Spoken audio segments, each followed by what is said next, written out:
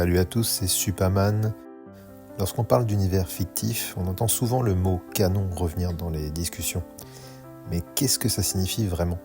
Quels critères déterminent ce qui est canon ou non dans une œuvre ? Aujourd'hui, on va explorer cette notion essentielle qui façonne la manière dont nous percevrons et interprétons nos sagas préférées. Pour bien poser les bases, voici la définition de Wikipédia qui résume parfaitement le concept. Dans un univers de fiction, le canon est l'ensemble des faits s'étant déroulés, ainsi que tous les personnages, événements et lieux considérés comme authentiques ou officiels, dont l'existence est indiscutable, émanant de l'auteur originel. Cette reconnaissance peut être accordée par l'auteur original, les ayants droit, ou parfois même par la communauté des fans. Le canon inclut généralement les œuvres directement produites par l'auteur, ainsi que celles reconnues par lui ou par les ayants droit comme faisant partie intégrante de l'univers de fiction. Il s'oppose aux productions non canoniques, souvent issues de la fanfiction, et délimite ce qui est reconnu comme faisant autorité dans la continuité de l'histoire et des personnages. Dans la licence Dragon Ball, le canon peut être divisé en plusieurs catégories en fonction de la source de reconnaissance. Le canon selon Akira Toriyama, l'auteur, c'est-à-dire le manga original, les interviews et déclarations de Akira Toriyama, et certains produits dérivés, c'est-à-dire les films, éventuellement séries et autres produits dérivés pour lesquels Toriyama est crédité en tant qu'auteur, scénariste, voire superviseur. Nous avons ensuite le canon selon la Toei Animation, c'est-à-dire l'anime Dragon Ball Z, qui est la série télévisée produite par la Toei Animation, et les produits dérivés, c'est-à-dire certains films ou guides dédiés à la série animée et autres produits dérivés officiels. Enfin, nous avons le canon reconnu par les fans, qui généralement inclut le manga et peut intégrer aussi l'anime Dragon Ball Z et même quelques fan mangas, voire des fanfictions. Cela intègre le terme headcanon, qui désigne les éléments d'une histoire ou d'un univers fictionnel que les fans acceptent ou imaginent comme faisant partie de la réalité de cet univers, même si ceux-ci ne sont pas officiellement reconnus par les créateurs ou les ayants droit. Le headcanon reflète les interprétations personnelles et les extensions créatives que les fans apportent à l'œuvre originale pour enrichir leur expérience et compréhension de celle-ci. Nous pouvons faire l'analogie avec d'autres licences, comme par exemple Star Wars. Pendant longtemps, la totalité des œuvres publiées sous licence Star Wars était compilée dans une base de données appelée l'Holocron. L'univers était en fait découpé en une succession de 5 couches hiérarchisées. Le G-Canon, qui était le canon de George Lucas, il s'agissait des 6 films de la saga signés par George Lucas. On pouvait y ajouter toutes les déclarations faites par l'auteur sur son univers, qui avaient valeur d'autorité. Nous avions aussi le T-Canon, qui correspondait au canon de la télévision, et qui comprenait les téléfilms et autres séries télévisées, le canon de la continuité, qui désignait les centaines de romans autour de la licence Star Wars, le canon secondaire, etc. Nous avions donc de nombreux canons. Pour approfondir le sujet, je vous recommande d'aller vous rendre sur le wiki Star Wars en français. La même notion de canon est utilisée aussi pour la licence Dune. Par exemple, les romans originaux de Dune, écrits par Frank Herbert, correspondent au canon absolu. L'univers étendu de Dune, comprenant d'autres romans, sont officiels, mais d'un canon discutable. L'encyclopédie de Dune, bien qu'approuvée par Frank Herbert lui-même, fait également partie de l'univers étendu. Elle a été reconnue et déclarée non canon par l'écrivain lui-même de l'encyclopédie. Les films, mini-séries et jeux vidéo de Dune ne sont pas canons bien évidemment. De la même façon, pour approfondir le sujet, je vous encourage à vous rendre sur la Wikipédia de Dune. Nous pouvons donc dire que, par définition, et sauf indication contraire, le canon correspond à la vision globale de l'auteur sur l'univers de fiction qu'il a créé. Concernant Dragon Ball, cela comprend le manga, c'est-à-dire l'œuvre originale considérée comme le canon absolu avec ses 42 volumes pour la version Tankobon et ses 34 volumes pour la Kanzenban, qui est la version définitive d'Akira Toriyama. La vision de l'auteur comprend aussi ses interviews dans lesquelles l'auteur a fourni des informations et des clarifications sur son univers. Et les produits dérivés que Toriyama a prouvés comme faisant partie de la continuité de son manga. Maintenant que vous êtes un peu plus familier avec la notion de canon et que vous savez faire la différence entre une œuvre originale, la vision de son auteur et ses produits dérivés, je vous laisse juger des déclarations d'une personne prétendant connaître cette notion et n'en connaissant vraisemblablement pas le sens. Oui mais Edge, toi tu regardes l'animé n'est pas canon. On a osé me sortir que l'animé n'était pas canon par rapport au manga. En fait, l'animé est complètement canon par rapport au manga. Il l'est complètement. L'animé de DBZ est 1000 fois plus sympathique à regarder que le manga. Le manga, c'est extrêmement abrégé, j'en reparlerai. Il y a des scènes de combat dans le manga qui sont abrégées. C'est juste impossible de mettre ça en anime. Donc forcément, ça a été prolongé. Mais Akira Toriyama a un regard sur l'animé. Il valide ou pas l'animé. Donc l'animé est complètement canon. Ça vient juste préciser le manga sur certains points. Ça rajoute des trucs, mais ça ne dénature en rien le manga, par exemple. Ça, faut le savoir. Contrairement aux OAV qui, eux, ne sont pas canons, etc. etc. Lorsqu'on explique la notion de canon aux personnes qui considèrent l'anime DBZ comme canon, ces dernières utilisent généralement un argument fallacieux et qui n'aurait de toutes les façons aucun sens, même s'il était vrai. Il s'agit d'une case dessinée par Toriyama dans la version française du Daizenshu 7, c'est-à-dire le dictionnaire de Dragon Ball, et dans laquelle Toriyama déclare en français « Dragon Ball, c'est l'anime et le manga ».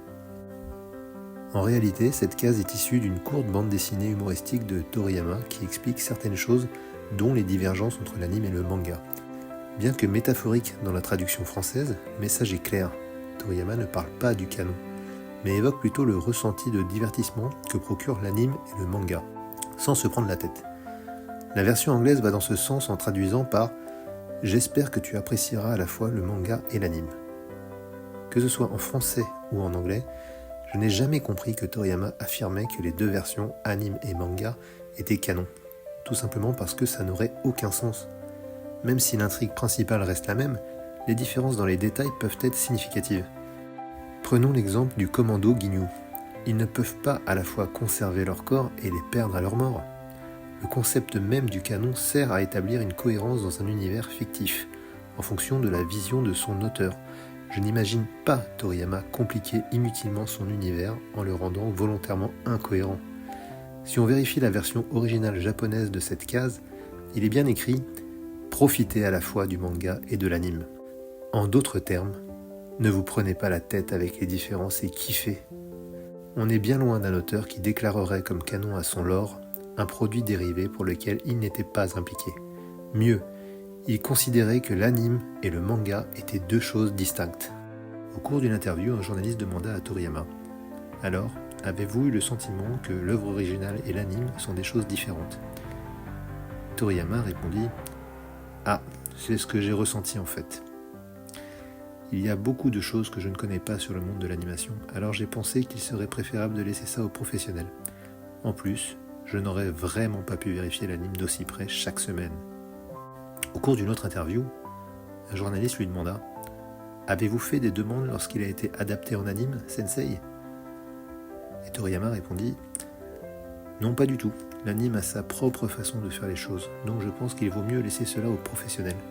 Le manga et l'anime sont des choses distinctes. » Nous allons maintenant aborder la différence entre le fait que Toriyama valide un produit dérivé et le fait qu'il prenne en compte cette œuvre dérivée dans la vision qu'il a de son univers. J'ai remarqué que certains fans faisaient la confusion entre ces deux notions et vous verrez que Toriyama lui-même éclaircit ce point. Mais Akira Toriyama a un regard sur l'animé, il valide ou pas l'animé. Donc l'animé est complètement canon, ça vient juste préciser le manga sur certains points. Ça rajoute des trucs, mais ça ne dénature en rien le manga, par exemple. Ça, faut le savoir. Contrairement aux OAV qui, eux, ne sont pas canons, etc. C'est une interview que vous retrouvez dans le Kazenshu, que j'ai traduite en fait, où en gros, on demandait l'avis de Toriyama sur les films. Les OAV, où on dit que Toriyama n'a jamais rien fait. Écoutez, et donc ça rejoint forcément la série, puisqu'il fait la même chose pour la série aussi. Faut le savoir, faut juste lire les autres interviews, mais je vous montre un passage. Donc il dit en anglais, je vous traduis tout de suite, je vérifie l'intrigue et l'écriture. Il vérifie Toriyama l'intrigue et l'écriture qui m'est envoyé de la Toei Animation. Je fais aussi quelques dessins de personnages et des retouches, ainsi que la modification des noms et autres. Il fait la même chose pour la série aussi. Faut le savoir, faut juste lire les autres interviews, mais... Avant de juste lire les autres interviews, il faut d'abord lire cette interview en entier, et ne pas juste se contenter de retenir uniquement ce qui nous convient. Autrement dit, il faut éviter de tomber dans un biais de confirmation. Lorsque le journaliste demande à Toriyama « Quelle est votre position personnelle sur les films de Dragon Ball, Sensei ?» il répond « Je considère les films comme des histoires dans une dimension différente de celle du récit principal du manga. Pour moi, je ne suis qu'un simple spectateur. » Et c'est ce point-là le plus important pour savoir si Toriyama intègre les films, les produits dérivés, au sein de sa vision, de son univers. Or là, nous avons la réponse. Toriyama nous dit explicitement qu'il ne considère pas les films comme faisant partie de son univers. Et cela, même s'il a validé le produit dérivé et même s'il a apporté quelques retouches, voire même s'il a créé des personnages.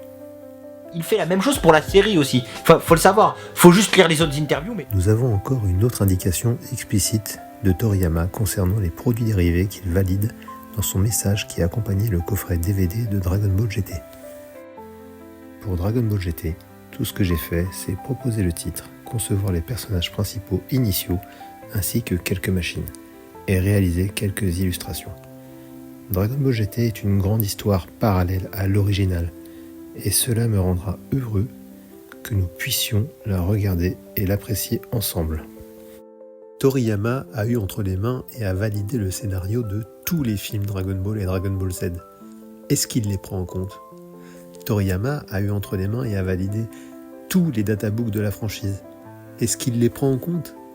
Toriyama a eu entre les mains et a validé le scénario du jeu Xenoverse. Est-ce qu'il le prend en compte ? Toriyama a eu entre les mains et a validé le scénario des premiers épisodes de Dragon Ball GT. Est-ce qu'il les prend en compte ? On peut continuer cette liste encore longtemps. C'est le cas d'à peu près tous les produits dérivés du manga original. Toriyama a toujours eu entre les mains les phases préparatoires des œuvres dérivées de ses créations et a toujours dit « Ok, faites-le », sans que ça ait un impact sur la façon dont il imagine l'univers de ses créations. Ce n'est pas un critère pour justifier le fait qu'il prend en compte cette œuvre dérivée. Donc, à partir du moment où Toriyama vérifie l'intrigue et l'écriture, c'est qu'il peut donner son avis. Sinon, pourquoi on lui demanderait de s'en occuper ? Donc, il vérifie. À partir du moment où il dit « Ok, c'est que c'est bon ». Tu vois ce que je veux dire ? Donc, pour la partie Buu, les fillers où Goku dit en gros « Kid Buu, c'est le plus fort, c'est le plus puissant ». Il dit « C'est le plus fort et le plus puissant et le plus fort de tous les Buu ». Je veux dire, il n'y a pas plus... il y a pas plus explicite que ça dans la partie animée. Toriyama, il est là, il regarde l'intrigue, il dit « Ouais, bah c'est bien, ça me va. C'est bon, ça me va ». C'est une question de logique. Donc, j'ai trouvé ton commentaire. Cette personne affirme des choses fausses, comme si elle connaissait le processus de production de l'anime Dragon Ball Z. J'aborderai d'ailleurs ce sujet dans une prochaine vidéo qui est déjà en préparation. D'abord, comme nous l'avons vu, l'accord de Toriyama pour un produit dérivé n'est pas un critère pour justifier le fait qu'il prenne en compte cette œuvre dérivée. Mais surtout, Toriyama ne vérifiait pas l'anime. Nous allons y revenir. Si j'insiste autant pour vous dire que Kid Buu est le plus fort de tous les Buu, c'est le plus fort de tous les Buu. Mais les crétins que vous êtes, je parle des pro-bouanes écervelés qui ne cherchent pas à comprendre et qui suivent aveuglément les escrocs de YouTube. Je les appelle ça les escrocs de YouTube. Parce que je suis le seul youtubeur à défendre Kid Buu. Parce que vous, en France, vous n'avez pas compris l'œuvre. Au final, vous voulez me faire des leçons de morale de l'œuvre, mais vous n'avez pas compris l'œuvre. Tout le reste, vous êtes les bienvenus. Malheureusement, ce que je vais faire ne va pas vous plaire. Alors, la première chose, c'est que moi, je vous prouve que l'anime et le manga fonctionnent ensemble. Akira Toriyama, août 2010, dans l'artbook Dragon Ball Extreme Battle Collection Round 2. On lui pose la question. Quand la série a été adaptée en dessin animé, avez-vous formulé des demandes particulières à l'équipe des animateurs ? Il répond. J'avais décidé de leur laisser toute liberté, donc je ne pense pas avoir eu de demande en particulier. Effectivement, Toriyama ne connaît pas le monde de l'animation, donc logiquement, il leur laisse pleine liberté. Et regardez la phrase importante. Cela arrivait néanmoins de les alerter quand je sentais qu'ils allaient trop loin dans une certaine direction. Imaginez-vous le truc de fou. Le fait de mettre Kid Buu comme étant le plus puissant, si ce n'était pas le cas, vous croyez que Toriyama n'aurait pas alerté la Toei qu'ils étaient en train de faire fausse route ? Franchement, c'est une modification juste extrêmement grave et extrêmement importante. Non, il s'agit d'un filler ou d'un remplissage incohérent comme plein d'autres dans Dragon Ball Z ou dans d'autres animes. D'ailleurs, Il me semble que tout le monde s'en est rendu compte. Mettez-vous bien en tête que dans Dragon Ball Z, il y a plein d'incohérences. C'est blindé d'incohérences en tout genre. Il y a tout et son contraire très très très souvent. Bref, continuons. Il fait la même chose pour la série aussi. Faut le savoir. Faut juste lire les autres interviews, mais... Justement, relisons cette interview qui est une traduction proposée par l'excellent site transgoku.fr. Effectivement, celle-ci semble indiquer que Toriyama supervisait l'anime, ce qui contredit plusieurs autres informations émanant de lui-même et du staff de l'anime. Je suis donc allé vérifier la source originale de cette interview en japonais et que l'on peut retrouver traduite en anglais sur le site de Kanzenshu. Quand la série a été adaptée en anime, avez-vous fait des demandes au personnel de l'anime ? J'avais l'intention de tout leur laisser, donc je ne pense pas qu'il y ait eu quoi que ce soit en particulier. Seulement, après un certain temps, j'ai senti qu'ils allaient trop loin dans une direction morale. Et cette fois seulement, je les ai avertis. Le texte japonais que j'ai moi-même traduit et la version anglaise correspondent et sont raccords avec d'autres informations sur le sujet. La traduction que proposait le site transgoku.fr était donc erronée sur ce point. Il fait la même chose pour la série aussi. Faut le savoir. Faut juste lire les autres interviews, mais... Une autre interview nous indique la direction morale qui gênait Toriyama. En parlant de son personnage, le journaliste demande « Il y a en fait du poison à l'intérieur ?» Exactement. Fondamentalement, Son Goku de Dragon Ball ne se bat pas pour les autres, mais parce qu'il veut se battre contre des gars forts. Donc une fois que Dragon Ball a été animé, en tout cas j'ai toujours été mécontent de la représentation du type héros vertueux qu'il lui donnait. Je suppose que je n'ai pas tout à fait réussi à leur faire saisir les éléments de poison qui se glissent et disparaissent parmi les ombres.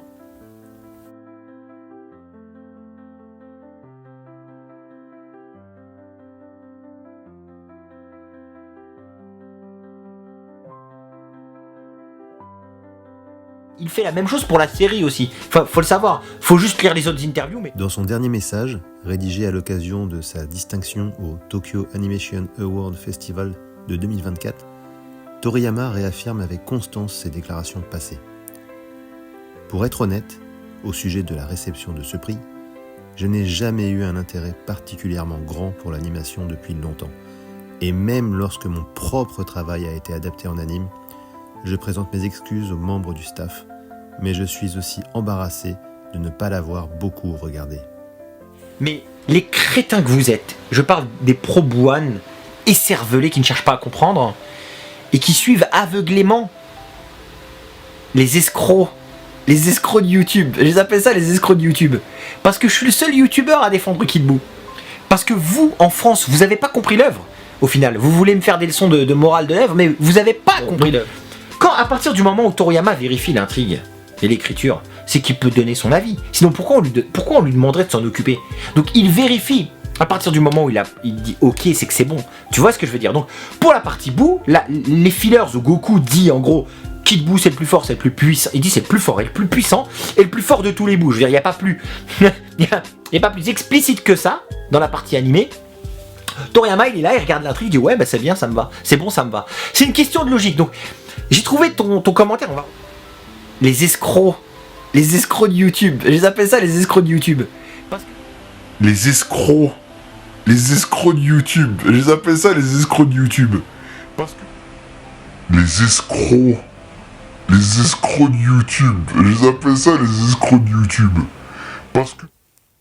Je tiens à préciser que même le compositeur de la série Dragon Ball Z, c'est-à-dire le scénariste en chef supervisant l'ensemble des auteurs ayant contribué à l'anime, a lui aussi affirmé qu'Akira Toriyama n'avait pas été impliqué dans l'arc Buu.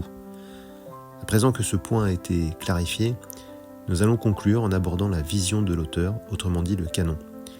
Avant cela, je souhaite rendre hommage au forum de l'Union Sacrée, actif depuis 20 ans, dont les membres avaient, il y a déjà fort longtemps, apporté un éclairage sur la notion de canon et la vision de l'auteur. Les explications qui suivent s'inspirent largement de leur analyse approfondie. Si vous êtes passionné par cette licence, je vous encourage d'ailleurs vivement à aller consulter ce site, ce forum, l'Union Sacrée. Vous y découvrirez une mine d'informations et les membres, en plus d'être érudits sur le sujet, se montrent toujours particulièrement accueillants. Le fait qu'Akira Toriyama n'intègre pas systématiquement tous les produits dérivés de la franchise à son univers démontre qu'il applique de fait une notion de canon, bien qu'il n'ait sans doute jamais employé ce terme. Le canon correspond à la vision de l'auteur et est différent d'un simple produit officiel de la licence. Par exemple, nous savons avec certitude qu'Akira Toriyama prend en compte le manga Dragon Ball, le manga Jaco le patrouilleur galactique et ses séances de questions-réponses lorsqu'il évoque son univers. A l'inverse, il est établi que Toriyama ne considère pas comme partie intégrante de son œuvre le film sur couleur, étant donné que Freezer n'a pas de frère, ni Dragon Ball GT qu'il qualifie d'histoire parallèle. Ainsi, Toriyama opère une sélection parmi les produits dérivés, déterminant ceux qu'il intègre à son univers et ceux qu'il exclut.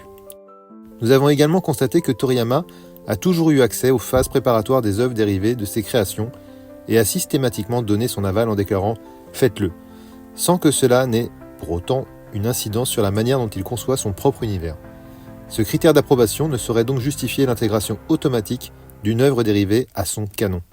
Un exemple éloquent est celui du téléfilm sur Bardock, dont Toriyama a non seulement pris connaissance, mais auquel il a même demandé d'apporter des modifications avant de l'ignorer complètement lorsqu'il rédigea Jaco le patrouilleur galactique. Imaginer que Toriyama joue un rôle de scénariste en corrigeant les éléments ne correspondant pas à sa vision de l'histoire relève ainsi d'une surinterprétation quant à son degré d'implication dans ses projets. Bien que Toriyama ait validé les storyboards de Toyotaro, il est avéré que le manga Dragon Ball Super n'est pas exempt d'incohérences.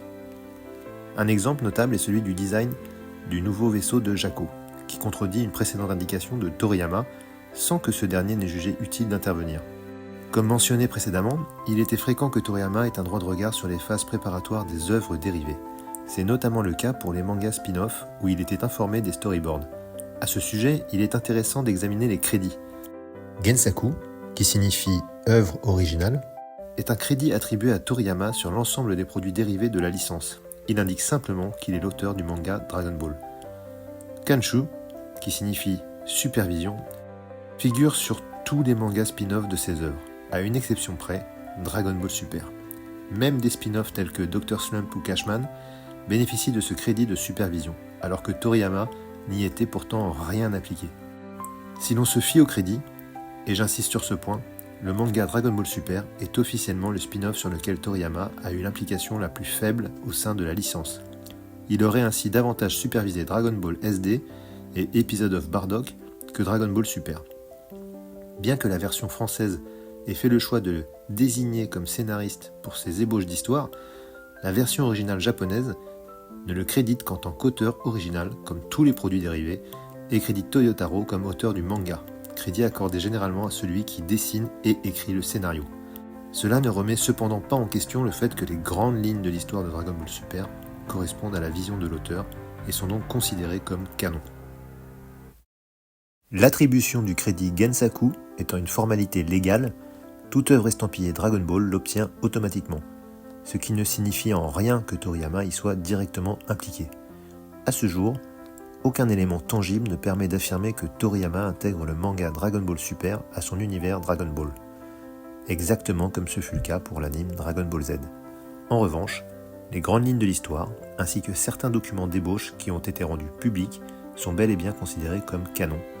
Nous en arrivons ainsi à une distinction entre la vision de l'auteur, qui peut être influencée par de nombreux collaborateurs, et la vision de ceux qui adaptent son œuvre, pouvant s'en écarter dans les détails. Les grandes lignes de l'histoire de Dragon Ball Super, anime et manga, sont ainsi considérées comme canon, mais leurs contours précis restent flous. Par exemple, il est établi que le tournoi du pouvoir a eu lieu, et que l'univers 7 en est sorti victorieux, mais les événements exacts restent incertains. De même, nous savons que Kaioshin et Kibito ne sont plus fusionnés dans Dragon Ball Super, mais la justification exacte demeure inconnue. Il est possible que Toriyama l'ait écrite dans ses notes, tout comme il est possible qu'un scénariste ait simplement décidé de l'expliquer via un vœu formulé au Dragon Ball. De la même manière, les grandes lignes de Dragon Ball Daima sont reconnues comme canon, bien que leur contour précis reste inconnu, puisque l'ébauche scénaristique de Toriyama n'a pas encore été dévoilée. Il est maintenant temps de lister les éléments du canon de Dragon Ball, la vision de l'auteur. Il va sans dire que le manga original Dragon Ball constitue la base absolue et incontestable du canon. Ensuite, concernant les films, Seuls les scénarios directement rédigés par Akira Toriyama sont considérés comme intégrés au canon. Cela inclut le scénario de Battle of God, le scénario de la résurrection de F, le scénario de Dragon Ball Super, Broly, le scénario de Dragon Ball Super, Super Hero. Les informations issues des interviews publiques d'Akira Toriyama sont également prises en compte comme faisant partie du canon. Les grandes lignes de Dragon Ball Super et Dragon Ball Daima sont également considérées comme canon. En revanche, tous les autres produits dérivés sont exclus du canon, notamment l'anime Dragon Ball Z, bien qu'il adapte le manga original, le manga Dragon Ball Super, l'anime Dragon Ball Super, l'anime Dragon Ball Daima, ainsi que les films qui n'ont pas été écrits par Akira Toriyama.